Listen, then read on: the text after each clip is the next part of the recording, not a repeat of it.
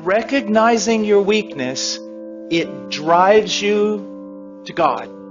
Immediately to God.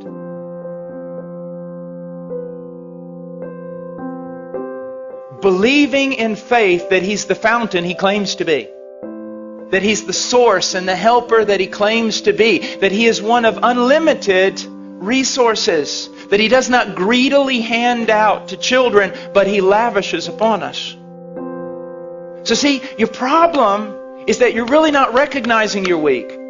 Or you recognize you're weak, but you just stay there in your weakness. The thing is, your weakness ought to drive you to God. I saw someone last night, and I dealt a long time with them. Precious little girl. She recognized her weakness. She recognized her frailty. She recognized her sin. She recognized there were some things in her life she couldn't overcome right now. But here was her problem. She would see her sin, and because of the work of the devil and sometimes our own heart condemning us, she would put herself in the penalty box every time that she sinned. Well, you can't go to God right now. You can't just keep running back to Him. I mean, you sinned yesterday and you repented and asked for forgiveness. Now you've done the same exact thing today. I mean, you run back to Him. You're just a hypocrite. You don't appreciate God. You don't have a high view of God. What do you think? God just hands out pardon to everyone? And isn't that what we do? And isn't that what we think?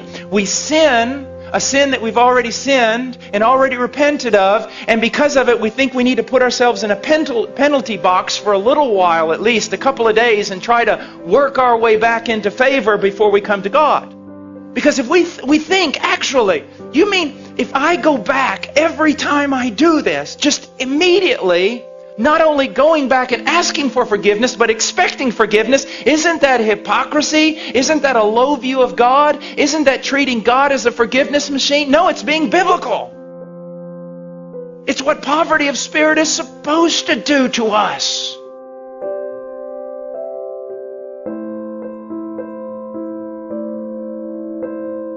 I'm talking to genuine Christians who really want to be something they are not yet.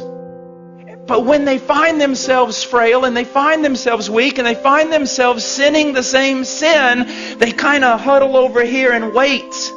Maybe read their Bible a few days, pray some more, show God they're really sincere before they run over there and actually try to get some forgiveness. No! One of the great joys of my life is when I discovered that the moment I sin the sin I always sin, my first response ought to be to latch a hold of Christ. And not beggarly, not thinking, oh, here I am, you ought to strike me down. But no, I latch a hold of Christ saying, I believe your promises. I am in a different realm. I am free. I am a saint. I've been moved out of Adam and condemnation and law. All of it was paid for on that tree. When He died, He knew all of it. He forgave all of it. I'm free.